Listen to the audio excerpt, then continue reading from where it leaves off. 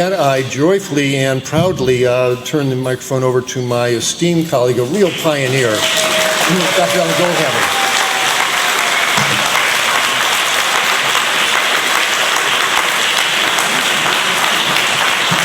I don't know about you, but I sure enjoyed that. Thank you, Michael. Bologna on the olive oil, sir. You're full of bologna.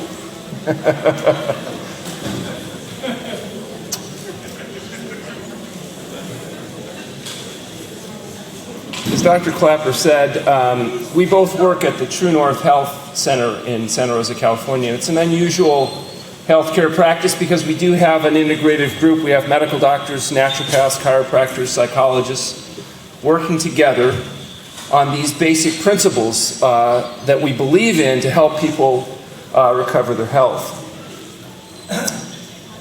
We've been there for 30 years. We've had 10,000 people come through our program. We do some unusual things and we do some very normal things. We do physical exams, we order laboratory tests, and we provide treatment. We also are involved in medically supervised water-only fasting.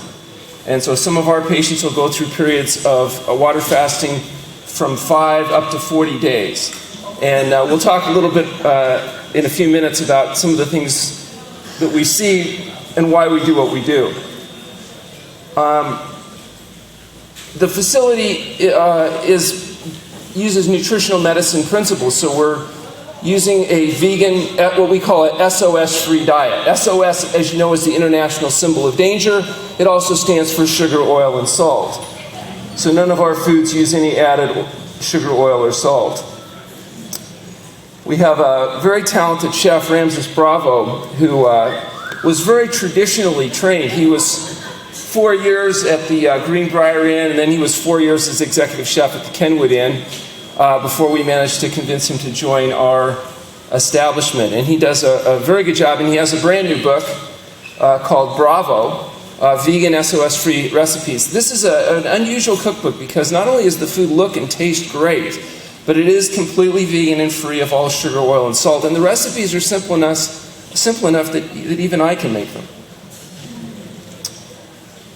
I was going to show you a picture of my grandchild, but... Oh, there we go. My grandson, his name is Colin. He is now 7 years old. He's a bit of an anomaly, I have to say. He was one of 250 million babies born on the planet 7 years ago. But in what is perhaps the greatest statistical anomaly of all time, it turns out my grandson Colin is the cutest one of all. What are the odds of that happening? I was talking to him the other day. He was actually working on a computer.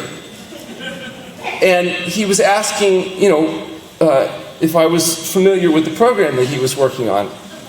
And I said, yes, but I said, Colin, when I was a little boy, we didn't have computers. And he looked at me and he said, were you poor?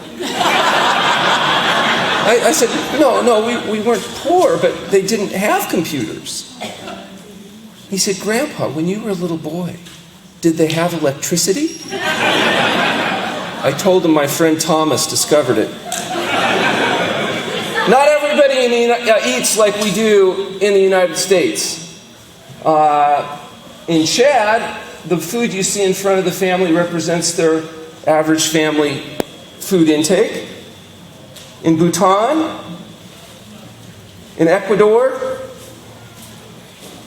in Egypt, and in Poland, in Mexico, and in the United States. If we get there. There we go. And I'm proud to say that in the United States, when it comes to the very important job of increasing strategic fat reserves, we're number one. We've managed to achieve a higher degree of obesity on the waist and hips of Americans than any other country in the world. And in fact, when you look at it, over a third of our population right now has managed to achieve the exalted state of obesity. These folks down here in Asia, it looks like they're not even trying. Only about 3% of their population is obese. What's going to happen when spring comes late? We'll survive.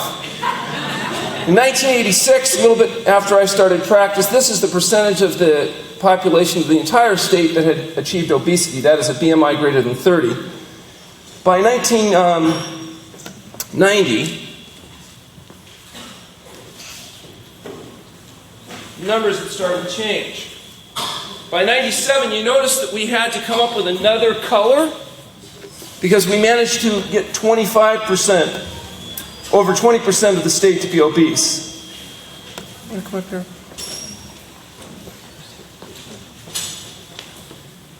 By 1999, and then in, go ahead, hit it again. 2001, yes, another new color.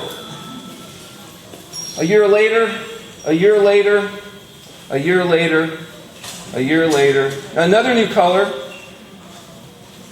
Keep going. 2009, 2010, and 2011, they actually changed the scale. And now we haven't done it yet, but soon we expect to have 35% of the population having achieved obesity.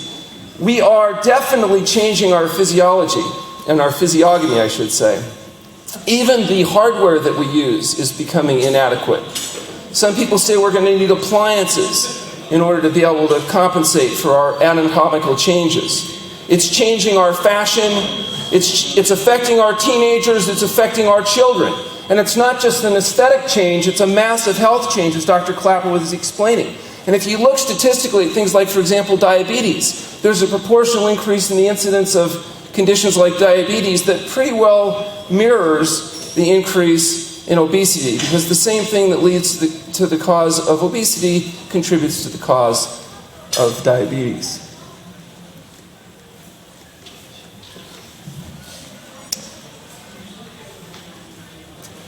If we really want to understand this, it helps to think about who we are, what we are as animals. We evolved in an environment that's very different than the one we live in today. We evolved in an environment of scarcity. For most of the human beings that ever lived on this planet, they did not survive long enough to reproduce. So the vast majority of humans ever born never reproduced, which means they never passed on their genetics, their DNA, their behavioral characteristics. Only a few survived. A few that had very specific characteristics that were designed for that environment of scarcity. Designed for an environment where getting enough to eat and not getting eaten was the biological imperative of life.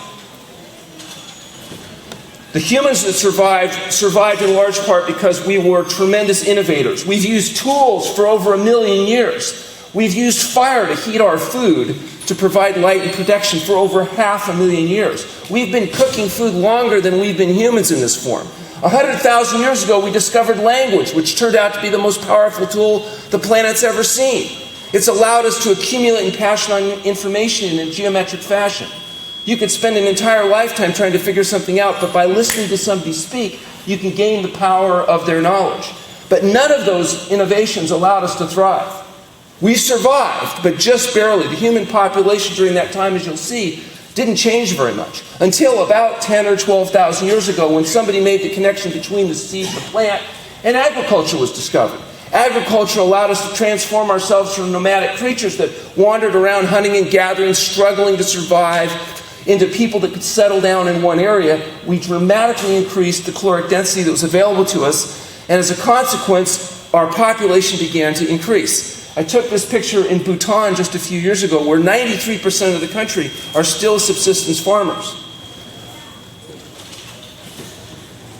About 600 years ago, we quantified the products of language with a printing press, and then we had a problem. Because it turned out that just because somebody wrote something down 600 years ago didn't make it true, any more than it does today. So we invented or discovered a system, a mathematically based system called science, that is designed to help us differentiate fact from fantasy. It helps us overcome our natural tendency to make what are called errors of attribution, that is, to misattribute cause and effect. It's not a perfect system. It doesn't answer every question, but it does a really good job of answering certain kinds of questions, and we've come to rely on science to help us differentiate fact from fantasy. The next big revolution was the Industrial Revolution. The next big innovation, I should say. The Industrial Revolution was responsible for changing the face of the planet and amongst other things, the food that we eat. This is a population curve of human beings. Billions on one scale, time on the other. Tools, fire, language we introduced. You notice, though, that the population of humans, despite these big innovations, didn't change much. There were about 50,000 humans on the entire planet until agriculture. Population of humans began to increase. By the time of Christ, there's 250 million people on the planet. Today, 7 billion and counting. If this curve were applied to insects, it's called an infestation curve. What do you notice about these two representations of the human brain? One brain, another brain. What do you notice about them?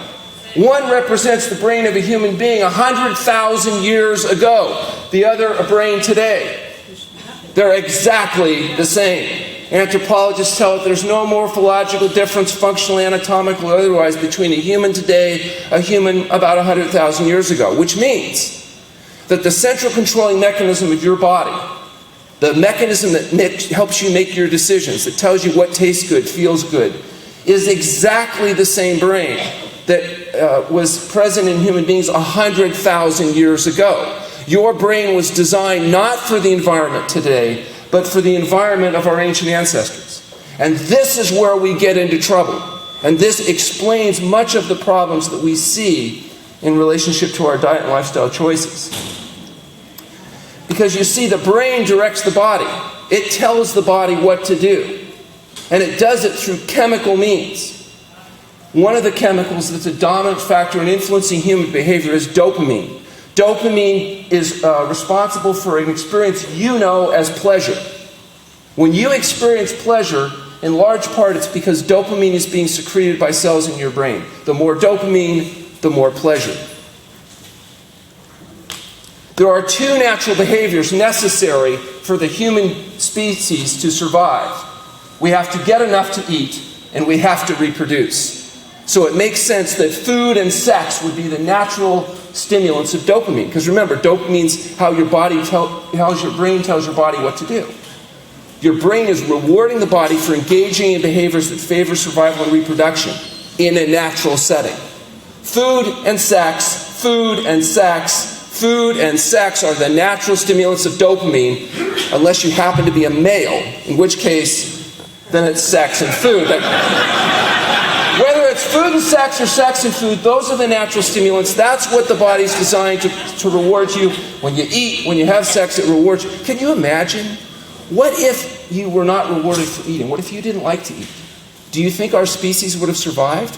Would we have gone through all the effort to secure enough food if you weren't given some reward for that? And what about sex? You really think people would engage in enough sex, they'd do all that huffing and puffing and sweating if there wasn't some kind of reward at the end of the behavior? I don't think so. So it was necessary for us to have reinforcements for food and sexual behavior. Human beings, remember I said we're great innovators, that's why we survived? We discovered that there are certain chemicals in the environment that happen, just so happens, to stimulate the same neurochemical cascade in the brain and results in dopamine secretion. One of those chemicals you recognize. Alcohol. People like alcohol because of how it makes you feel. It makes you feel good because it stimulates dopamine secretion in your brain. And so, our brains say, oh, that's a good thing, keep it up. Okay, and the problem is, this is an artificial stimulation of dopamine. And as Dr. Clapper mentioned, if you engage in a behavior with artificial stimulation over enough period of time, you can become physiologically addicted to that chemical. In fact, with alcohol, we call it alcoholism. And people can really flush their whole life down the toilet around alcoholism. It's very difficult to get out of that pleasure trap. It also, in fact, that's why we called our book The Pleasure Trap. Because we're suggesting that the hidden force that undermines health and happiness, the reason why people are fat, the reason why people are sick, the reason why you may find it difficult to do the right thing, is because you are an addict. You are caught in a pleasure trap. When you engage in these behaviors, whether it's use of drugs, alcohol, methamphetamines, cocaine, or other chemicals we'll discuss, your brain becomes physiologically responsive to those substances, and you want to keep doing it because you like it. And it's very difficult to escape the pleasure trap.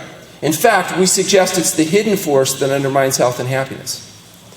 Now, it turns out that there are chemicals that can be added to food of animals that will allow those animals to increase their feeding behavior. If you, for example, if you give a rat its rat chow in unlimited quantities, it will eat a certain amount and get to a certain size. But if you put these chemicals in the food of the rat, that rat will increase its total body weight 49% in just 90 days. In fact, it works not just in rats, it also works in birds. If you give birds access to their normal feed, they get to a certain size. Put these chemicals in the bird feed, those birds will get so fat they can't fly anymore. Now, do you think the birds and the rats are overeating and getting fat because of psychological reasons? Do you think the mama bird didn't love them enough? And daddy bird loved him too much? Or they had some stress issues at work? Do you think it's psychological or biological for the birds and the rats? It's biological, isn't it? Okay. What do you think one of these chemicals is that you can put in the feed of rats and mice that will cause them to... Sugar. C6H12O6. Sugar. Sucrose. You've seen it before. Not a natural substance, actually, in this form, in this concentrated form. You have to go through some convolutions, actually, to produce it. It's interesting that we've increased our sugar consumption 33%. More importantly, though, since 1960s, we've increased our high fructose corn syrup over 1,000%. High fructose corn syrup, as you know, is a sweetener that's heavily federally subsidized, so we can make sure that the products it's used in are very cheap. And our consumption of that has increased dramatically. Has anybody ever seen this product or heard of this product before? Has anybody ever had one? How many teaspoons of sugar do you think were in the old 12-ounce Coke? It used to be 11, now the new Coke's better. It's got 12 in the 12-ounce and 16 in maybe the 16-ounce. They used to put cocaine in it, but I guess they found a better drug in the form of caffeine. It used to be that Coke was a special treat. A kid might get a Coca-Cola as a special treat. Not anymore. Now it's a 55-ounce big gulp with free refills, and that's really not enough either, is it? So we got the big gulp and the super gulp and the double gulp and the express gulp. Pretty soon we're going to need to have a bucket. I think that's the future. In fact, I believe that in the future, human beings' major cause of back injury is going to be getting a Coke from 7-Eleven. What's another chemical you can put into food to fool people into overeating? Salt, sodium chloride. It used to be such a precious and rare commodity, it was used as a means of exchange. It was used as a form of money. Now we've learned how to process salt, and as a consequence, we can take a few heavily federally subsidized grains, usually GMO modified, like wheat, corn, and soy, and you put enough sugar, oil, and salt on it, and people will think it's good for them because it will stimulate dopamine secretion in the brain. And of course, another chemical that we can add to food that doesn't exist in nature in this form is oil, including olive oil. What we do with oil to make it even more appealing is we heat it up at high temperature and we soak stuff in it to use it as a sponge to soak up the grease. I think instead of eating the French fries and potato chips, what we'd be better off doing is just find the deep fryer and stick your head in and suck. Because that's what you're doing when you're eating those foods. The way that it works with food is based on caloric density. Now, why would the brain of humans be so sensitive to the caloric density of food? That is the number of calories per pound. In the world of our ancient ancestors, the animals that could tell the valuable foods, i.e. the ones that had high caloric density versus the low density foods, lived to reproduce. Okay? The world we evolved in wasn't where, oh no, you first, no, you first. No, it was you got the people that survived were the ones that got what they could get. And the higher the caloric density, the better chance they had of surviving. Salad, for example, has 100 calories a pound. You need 2,000 calories a pound today to survive. How many pounds of salad would you need to eat to survive? 20 pounds a day. How many people can eat 20 pounds of salad a day? You start at 6 a.m., you go till midnight, you're 17 pounds. And what do you think? Your brain is stupid? Your brain looks at salad and says, yeah, I know it's food, but I'm not getting excited about it because it's only got 100 calories a pound. And I know I can't survive on it. I'm more interested, what about something like fruit? Fruit has 300 calories a pound. What tastes better, fruit or salad? Why? Well, it has sugar in it, but therefore a higher caloric density, so it results in the stimulation of more dopamine. Absolutely. You squirt out more dopamine, you like it better. That's why you like it better, because of the resulting dopamine secretion. Fruit tastes better because you only need 7 pounds of fruit a day to survive. It's still a full-time job, but at least it's possible. On the other hand, potatoes, rice, and beans that are processed with heat have 500 calories a pound. Now we're talking 4 pounds a day. It's almost reasonable as far as your brain's concerned. So if you have a choice, your brain's going to be drawn towards the higher caloric density foods typically. What if we invented a food that does not exist in nature, that had 1,200 calories a pound? Okay, 1,200 calories. Do you think that people would like it? Do you think if we introduced it at the World's Fair in the 1800s, people would kind of go crazy over it and just think it was like the greatest thing since ice cream? You take this stuff and you warm it up to room temperature, you serve it as a syrupy liquid, they describe it as sickly sweet. It tastes so sweet, it makes you sick. When it's cold, it tastes so good. Now, how come it gets sickly sweet when you warm it up? Does it suck the sugar out of the atmosphere? No, it's got exactly as much sugar in it when it's warm as when it's cold, but you were not designed to detect and deal with foods that are artificially cold like that. And so your taste buds do not pick up the sugar in ice cream. That's why they have to super saturate it with sugar to make it taste good to you. When you warm it up, it makes you sick. It makes you just as sick when it's cold. You just don't know it, because you're bypassing your sensing mechanisms by making something that you've never... There is no ice cream ponds. You've never been exposed to that in the ancient world. You are such a good calorie detecting energy conservation device that you can even, if I blindfold you and give you a mouthful of Diet Delight ice cream that's lower calorie, lower fat, versus Haagen-Dazs premium chocolate chip, you can tell the difference, can't you? You bet you. What about if we came up with a food with a higher caloric density than ice cream? Do you think people would like it? Would it result in a lot of dopamine secretion? Some of you have seen this product before. You ever seen this stuff? Crunchy on the outside, soft and hot on the inside. Have you ever... Bread, 1,500 calories a pound. That's before you turn it into a butter boat. Just the bread. Because you take a grain, you grind it into a flour, you bake it at high temperature, usually add some other products to it. Have you ever been in a restaurant and they actually have a basket of it on the table? Steaming hot. You smell it, your brain goes, 1,500 calories a pound, I think I'll have some. And you have a piece or two or three, don't you? And pretty soon, what do you notice about the basket? It's empty. It's gone. And you're thinking, does this waiter want a tip or not? And you open up that napkin and you push that basket as close to the edge of the table as you can without it falling off, and you wait. And finally, the waiter comes over, he looks at the basket and says to you, did you want some more bread? And you have to pretend like you didn't know it was empty, and you look over there and you say, sure, why not? And you have some more. Do you ever go into the same restaurant and say, excuse me, waiter, I'd like you to bring me 3 large baked potatoes because I want to eat those before I order my dinner. Do you do that? Why don't you order and eat 3 large baked potatoes before you order your dinner? Because you'd be too full. The human stomach, that Dr. Clapper set up for, can only handle about 500 calories worth of potato. 3 large potatoes. That would physically, mechanically fill up the stomach. There'd be no room left for the greasy, slimy, dead, decaying flesh or highly processed foods.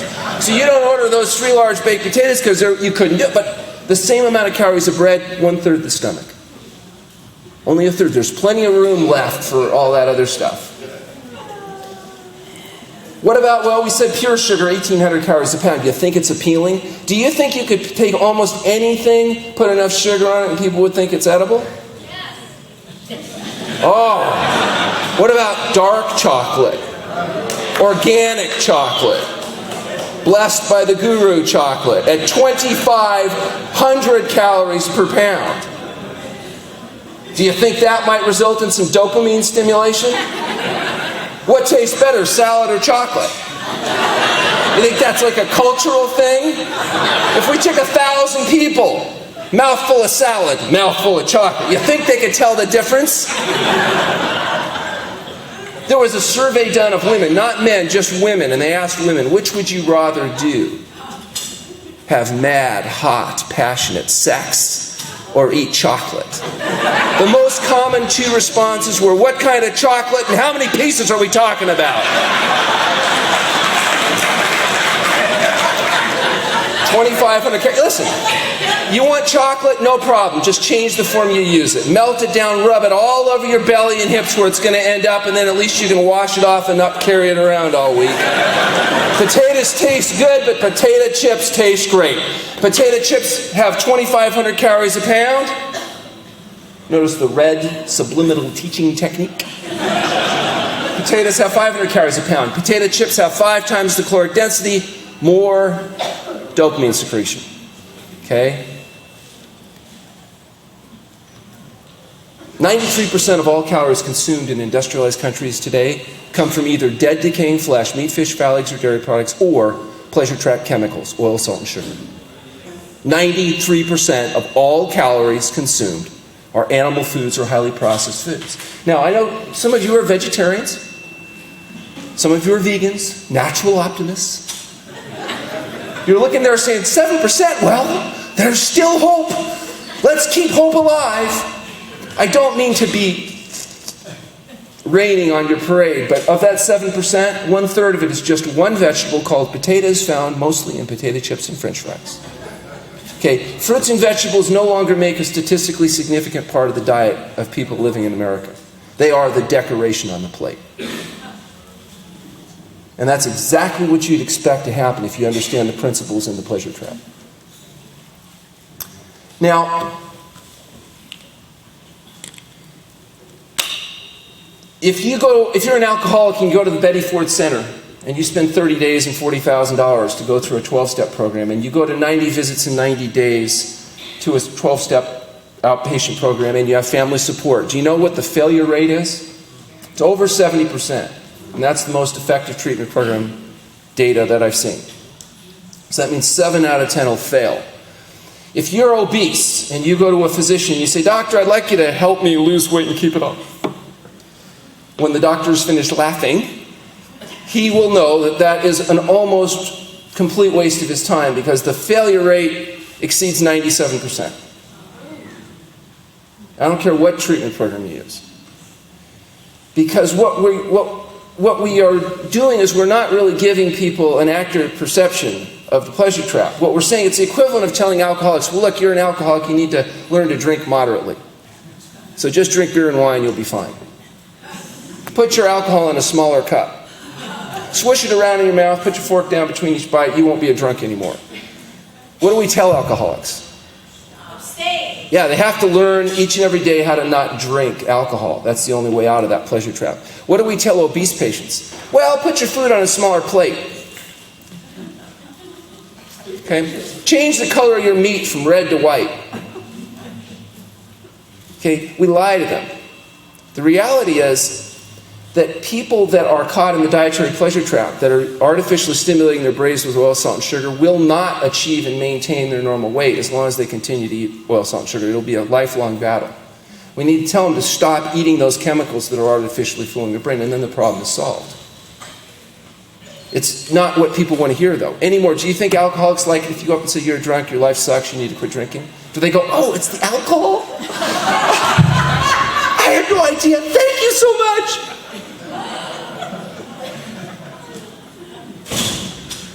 I can tell you from my experience, I've been practicing for 30 years, thousands of patients.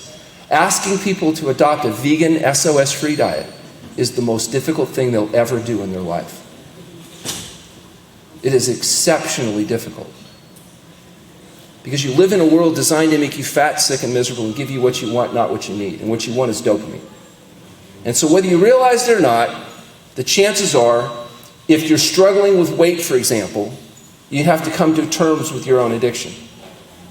Now, you can say, well, can't some people drink alcohol and not become a drunk? Can't they, drink a little bit and not become a drunk? The answer is yes. Do you think some people can eat chocolate and oil and sugar and animal foods and not become fat? The answer is yes. But if you're overweight, you're not one of them. What, you think if you could have controlled it, you wouldn't have? If you could have, you would have. You can't. So like an alcoholic has to learn that drinking is not good for them, you may need to learn that adding chemicals that artificially stimulate dopamine in your food is not a good idea. What happens to some alcoholics, if you explain this to them, they say, okay, I'll stop drinking, and they do. Some people need some help. They'll do outpatient programs. They'll do inpatient programs. In our experience, people that are struggling making diet and lifestyle changes sometimes benefit from being removed from their environment. And what we do is we bring them to a place like the True North Health Center, and we'll actually use a technique we call therapeutic water-only fasting. Fasting is the complete abstinence of all substances except water in an environment of complete rest. The biochemistry of fasting is designed to give the body a chance to adapt to this conservation state. Remember, fasting is a biological adaptation. You had to be able to do that as a human in our ancestral history, because what happened when spring came late? If it weren't for our ability to fast, our species would have long since died out. We are unique in the sense that our brains can actually change from burning glucose, our normal food, to burning fat. So we're very few, like for example, chimpanzees, they can't do that. You put them on a prolonged fast, they die. Humans can change from burning glucose to burning fat, and that's an important adaptation because our brains are disproportionately large in humans. And our brains are our biggest burners of glucose. So in order for us to be able to survive the inevitable deprivation that would happen in an environment of scarcity, we had to have a way to adapt to it. Fasting is that way. The average 70-kilogram male, so a skinny 154-pound male, can fast on average 70 days on water only.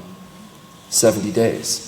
If you fast long enough and you burn up all your reserves, you eventually enter a process called starvation. And if you keep starving, then you die. We don't do that because it would mess up our outcome data. Even moderate activity will double caloric utilization. So it's important, if we get the best benefits of fasting, clinically we need to actually make sure we're ensuring rest. The phases of fasting, everybody fasts. Everybody fasts. And you break your nighttime fast in the morning with breakfast. I guess that's probably where the name came from. The gastrointestinal phase of fasting is when you've eaten something, you're using the stuff in your gut. Eventually you burn up the stuff in your gut, and then you have to begin glyconeogenesis, where you're mobilizing glycogen stores. Anybody ever run a marathon? What about at 20 miles? What did you run into? They call it the wall. Part of that is glycogen depletion. That's why athletes like to carb load, to try to increase their glycogen stores so they can kind of go farther before they have to induce these enzyme systems necessary for nutrient mobilization. Gluconeogenesis eventually kicks in, where you'll begin to mobilize protein and convert that to sugar, and it overlaps with ketosis, where your body burns fat and the brain changes from sugar to fat. By the end of the second week of fasting, the majority of energy is actually derived from fat. What would happen if you were too active, though? More glucose needs more protein utilization. So in order to conserve protein, utilize fat, we need to ensure rest. Indications for fasting are interesting because it's used in a number of different applications. The loss of appetite that characterizes acute disease is pretty obvious. You don't have an appetite because your body's trying to shut things down. Both acute and chronic illnesses, to speed healing, to change behaviors like to quit smoking. Most smokers find by the second or third day of fasting they have no cravings for nicotine. Alcoholics, drug addicts, the same. There's probably no religious tradition that does not have a tradition of fasting. I think every major religious tradition has a relationship to fasting, and there's a reason. Because it changes how you think and how you feel about things. The experience of water-only fasting is a rather profound one, both on a physical as well as a mental and spiritual basis. It's important that before people undergo water-only fasting, they're appropriately screened. Not everybody's a good candidate for fasting. That's where a physical exam, laboratory testing, and a little experience can be useful. Fasting duration, as I said, ranges from a few days to a few weeks. And we fast people up to as long as 40 days, in a few cases longer. They said that Moses, David, Elijah, and Jesus fasted for 40 days. Well, so did Sue, Tom, Fred, several dozen of our other patients. It looks like they're in pretty good company. The experience of fasting is interesting. One thing that's really characteristic is this foul taste that people get in their mouth. It tastes like something crawled in there and died. We call it faster's mouth. You can also get increased body odor to the point where you don't even want to be in the room with yourself. Especially true in meat eaters. Fatigue, sleep disturbance, restlessness, irritability, dizziness, aches and pains, nausea, vomiting as you dump a lot of bile, especially if you've been on a really high-fat diet, you dump a lot of yellow-green bile. It can cause you nausea, vomiting, burn. Rashes and discharges, all kinds of materials are mobilized from inside the cells and are processed through the eliminative systems. And a healing crisis where a chronic problem becomes really acute and it makes you feel like you're going to die.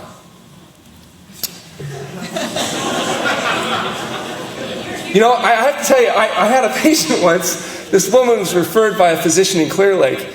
And she's an older woman. She had rheumatoid arthritis, she had diabetes, and she had hypertension. And she said to me that her doctor had asked her to come in and do a program with us that we could help her overcome her problems. And I said, perhaps. And she said, my doctor, I've known him for 20 years. He's such a kidder. He said you were going to put me in a room and not feed me for 2 weeks. I told her it would be at least 3. She said, 3 weeks with nothing but water? And I said, yeah, we call it fasting. She said, well, what would happen to me if I did this for 3 weeks? And I said, well, first your mouth would coat up and it would taste like something crawled in there and died. And then you'd have fatigue and you'd smell bad and you'd have irritability and dizziness and aches and pains and nausea and vomiting and maybe some rashes and discharges and maybe some healing crisis where your problems that you think are bad now would get even worse. And then she interrupted me and she said, well, my, you're quite the salesman, aren't you? Where do I sign up? We fasted her 26 days.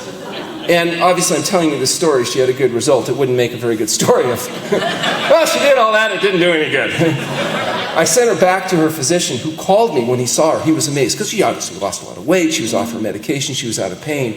And he said, she said you fasted her for 26 days on water only. And I said, yeah. She says, well, how the hell did you get her to do that? I said, well, you know, she was so reluctant, we just tied her up. He said, you did not. And then he turned to her and he said, did they tie you up? And she said, I could hear her in the back, she said, well, not till after the 2nd week.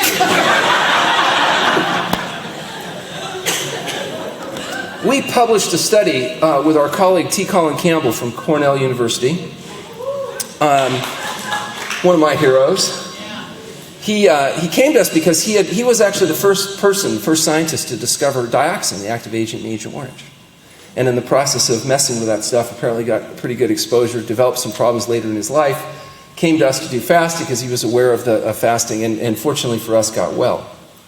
Well, when he was there, he saw that we had been working for a little over a decade trying to correlate data on hypertension or high blood pressure and fasting.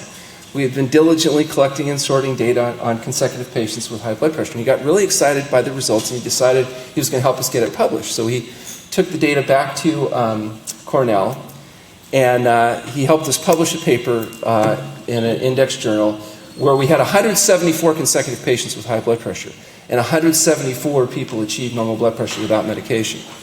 So we were able to get all of those people to get low enough that they could eliminate their drugs. And we demonstrated an effect size in stage 3 hypertension of over 60 points, which is the largest effects that have ever been published in human studies in treating high blood pressure.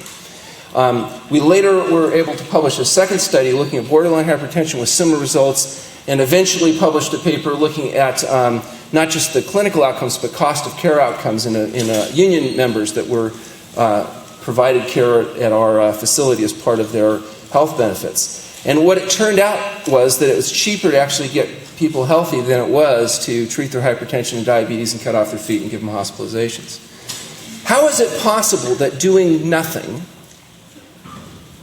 can have a bigger effect than any other treatment, whether it's medication or other medical intervention, in treating the leading contributing cause of death and disability, high blood pressure? How is it possible that fasting can work better for that than conventional treatment? It turns out it's not just hypertension, it's also diabetes, it's also autoimmune disease, it's also conditions like asthma, eczema, psoriasis. How is it possible that fasting can be so effective at resolving diseases of dietary excess? One mechanism is weight loss. What percentage of people that water fast do you think lose weight? What, everybody? Yeah, the laws of thermodynamics tell you that's true. What about natriuresis, the selective elimination of sodium from the body? Do you think that affects everybody too? You betcha. What about detoxification, the mobilization of endogenous and exogenous poisons, things from outside the body or inside the body? Turns out, in fact, it's so effective that many people criticize fasting because they say it would be too effective. The body wouldn't know what it's doing, that it would act and damage the body somehow. The reality, that's not true. Enzymatic induction, the enzymes you use to mobilize fat and do detoxification, also induced by fasting, more effectively than any other intervention that I've heard or read about. Insulin resistant, the hormone that drives sugar from your bloodstream into your cells is insulin. What drug reduces insulin resistance? No. In order to reduce insulin resistance, to get the cells using insulin properly, you can go on a health-promoting diet, you can exercise. If you want to make it happen faster, you can use fasting. The gut, as Dr. Clapper explained, is basically a tunnel through the body. It's not in the body when you swallow it. It's not in the body till it's absorbed, as he explained to us. If the gut lining works very much like a screen does, keeping insects out, the gut lining keeps inappropriate proteins and substances and viruses and bacteria out. But if that gut becomes inflamed, maybe because of free radical exposure like smoking or eating heated oils or eating inappropriate foods, proteins can link, gut leakage can contribute in genetically vulnerable people to autoimmune disease. That's essentially what you'll see aggravating all autoimmune disease, from asthma to colitis. If you want to normalize the autonomic nervous system that controls the body, therapeutic fasting works better than anything. As we mentioned before, there's a psycho-spiritual component. I won't obviously go into that today, but there's very few people that do experience fasting that don't feel that it affects the way they think.